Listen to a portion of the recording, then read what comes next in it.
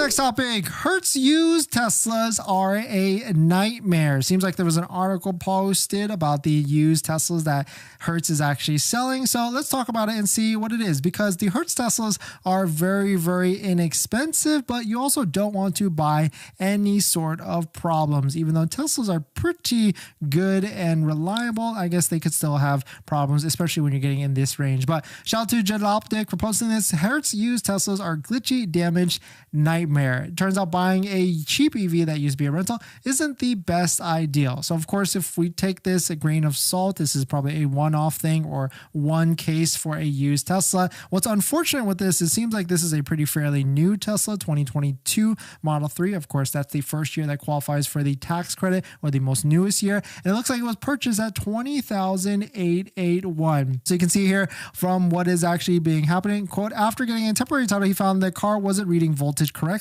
Soon a body shop found a quarter-size hole in the undercarriage he hadn't seen before, which led to revelations of a deeper issues inside. The whole high voltage battery damage pack was damaged and could cause extreme safety concerns. So it seems like they took this Tesla to a Tesla technician or maybe a Tesla service center, which is actually kind of recommended. Like if you're going to be buying a used Tesla, you should try and take it to Tesla service so that they can do a pre-PI inspection or pre-purchase inspection.